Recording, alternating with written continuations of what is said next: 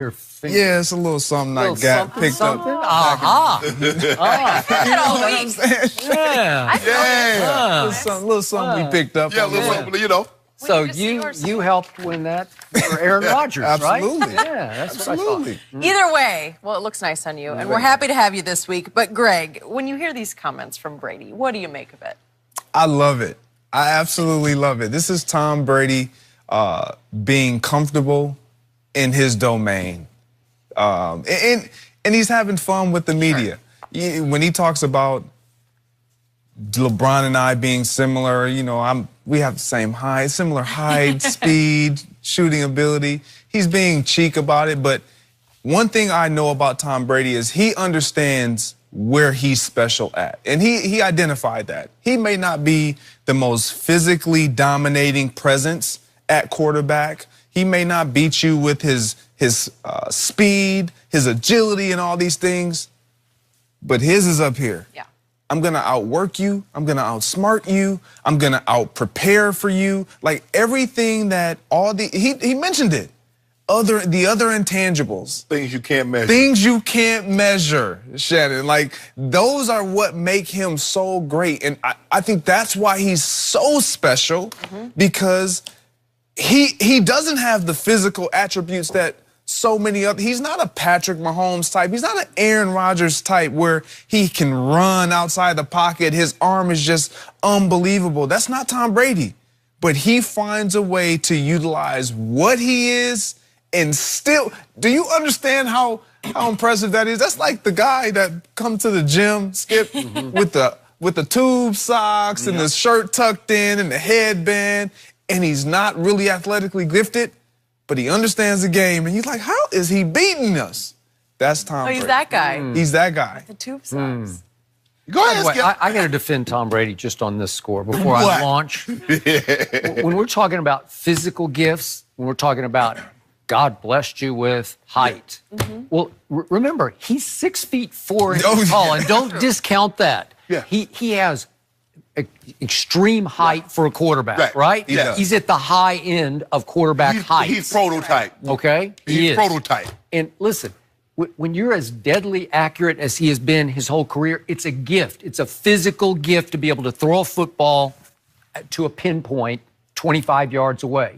He threw a couple balls to Edelman on third downs, one on first down that started one of the late drives. And it was just a rocket dart that just hit him right in the hands. It's hard to do that on a consistent basis. Well, Skip, for the record. You're shortchanging him. Okay. No, it's easy to throw the ball 25 yards away. It's difficult to throw the ball 25 yards away when somebody's trying to hit you in your mouth. All right. And what he did on 3rd and 10 on 3 consecutive occasions, that's what separates him. I also don't think he gets enough credit for great pocket feet. He's got the ballet feet. It's hard, man. It's also some mental. It's some on your instincts. It's feeling it. It's seeing What it. a Peyton Manning play. Yeah. The one that Peyton Manning against Kansas City. You saw it. Yes. You went back and watched it. Good for you. Yes. Because it flashed open because it's deep cover two. It's deep cover two, and all of a sudden the Red Sea parts, right? And he says, maybe I should just take off and run right up the gut because I could get 7 or 8 yards right up the gut.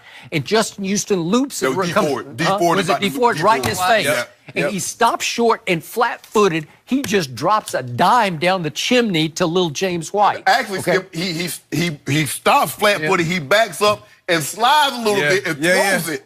I'm like, look at old Tom. Look at old Tom.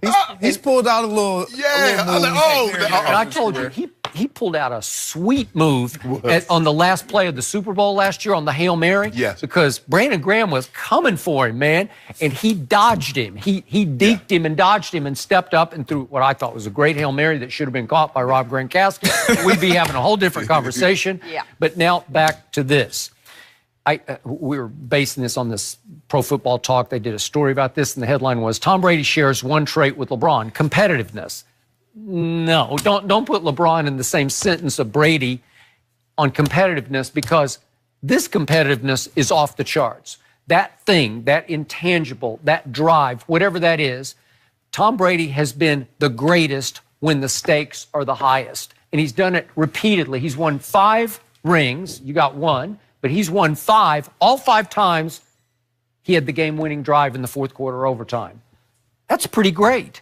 In his career, postseason, he's had 12 game-winning drives. That's double what's the second place guy on that list, who is your guy, John Elway, who had 6 game-winning drives in the playoffs. 12 to 6? And if I start throwing in AFC Championship games just recently, last year against Jacksonville at home, albeit at home, they're down 20-10 in the fourth quarter, and he throws for 138 yards and 2 touchdowns and brought them back against the Saxonville defense. This year at Kansas City, he completes 3 straight 3rd and 10s in overtime, another game-winning drive that doesn't count in the Super Bowls, but when stakes are highest, he's at his greatest. There's this clutch intangible that I have not seen routinely in LeBron. Obviously, he has greatness written all over him, but that hasn't been his strength because we've seen LeBron have some epic fails in the postseason. The 2011 finals, I don't know if he just wasn't ready for it with the Heat, but he just melted down. And we saw him melt down at the end of Game 6 in 2013 against my Spurs, and he missed the last second shot. He had 3 turnovers in the last 3 minutes. Then he missed the last second shot. It looked like that was going to force overtime, the 3, and Ray Allen saved his bacon, and I thought his legacy. And then we get all the way to just before overtime last year, Game 1. LeBron just melted down again. He just lost it for a while, and he pouted, and he wouldn't shoot the ball to start the overtime for the 2.5 minutes, and they fall behind by 7, and that's the game. That's not Tom Brady. He's the flip side of this. He's mostly intangibles, to your point, and they are off the charts intangibles that LeBron was not blessed with. If you don't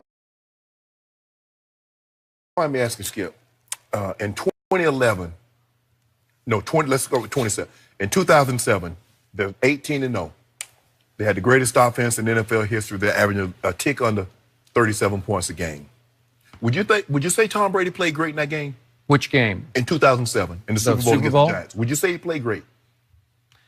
He pulled off yet another game-winning drive to win the game with 2 minutes left.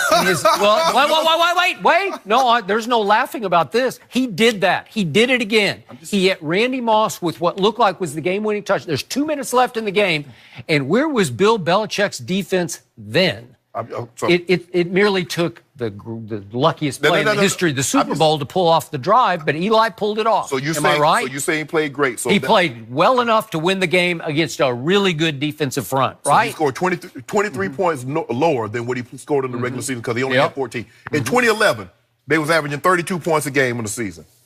They scored 17 points. Would you say he played great in that game, the one in Indy? No, he's had a lot of just okay games. In the Super Bowl? Oh, so another one. No, he saves the best for the latest, right? 5 game-winning drives for 5 rings. You can't discount that, Shannon. You can nitpick all you want. But let's go biggest picture. That's what you do. I don't do nitpicks. Hold on. So let me ask you a question. You're reaching and reaching. I want to make sure I'm hearing you correctly. Yeah. So by the way, he is human. That's what's great about him. Yes, he is. Oh, really? He's human. Oh, but LeBron James is human. He is human. LeBron's like mortal. Don't do that, Skip. That's really unbecoming. Yeah. Right, but let me ask you a question. In Game 1 of the NBA Finals last year, would you say LeBron James played well enough for his team to win? What did I tell you earlier today? He played the greatest single NBA Finals game of his career. I've never seen. He's not a born great shooter from distance, and that was the best I've seen him shoot it from outside.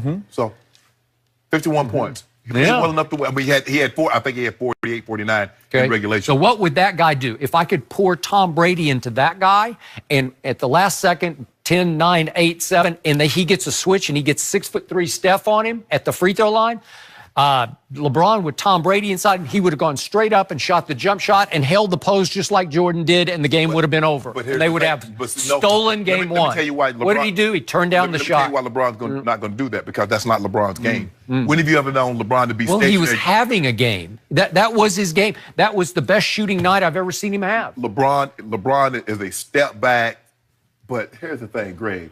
If you got a 2-yard pass, Aaron Rodgers can run it, but he throws the ball to you and you drop it. How's that Aaron Rodgers' fault because he didn't run the ball when he threw it to you and you were a receiver? George Hills is an NBA player. You mean to tell me a career 80-plus free throw percent shooter can't make 2 free throws? He's George Hill. I told you I didn't like him when he was a Spur. No, he's George Hill. I'm on the record. You can look it up. But can he make those free throws? Should he make those free throws? They pulled off trading George Hill for that guy number 2 in Toronto. You believe in that? Yeah. Wow. So Yeah. all it was look, Skip. No, he shouldn't. It was his first ever finals game. You can't put him in that position. You're LeBron James. You are the so-called GOAT or the faux GOAT, says Shannon. Why not? Yeah. You take that shot. You're LeBron. Take it. It's your game. It's your league. It's your world. You're the best player on the planet. I don't know how you don't do it. turn The it way down. I look at it, Come on. if you make the right decision, you make the right please. play, you're never wrong. You made the right decision for the wrongest reason you could do. You're LeBron The guy James. got a layup. Take I'm the telling shot. you, boy, if The guy got a layup. If Steve shot. would have missed a couple shots that Jordan kicked to him, Oh, John Just Paxson. one. Just one. John Paxson. Just one. What about that one John Paxson hit against Phoenix? And by the way, those weren't game sevens. You got time to make it up. If it doesn't work, you'll pull it off. They weren't game sevens. You feel- Jordan never got to a game seven. You're right. Wow. So we'll never know. We never know what would have happened. Yeah. Nobody's I know what undefeated. happened in game 6 at Utah, though. Well, I know what happened in Game 7 against the Pistons. Yeah. I know what happened against Game 7 against the Pistons. them bad you remember boys. that, Skip Bayless? Them bad If boys. Jordan- They were some if- bad boys. If Jordan was that guy, he got to get through them. He got to get through old Rodman and Mahorn and Lambeer All by and James himself. Hill. What? Yeah. Whoa! Take on the whole Hall of Fame. Hold Yeah, on. we're in not one doing that night. right now. That's what you We asked don't have LeBron time to do for it. against Golden State. Greg, Oh, I'm glad we had you for this one, guys. We Yeah. got to get to this because the NFL could be making a big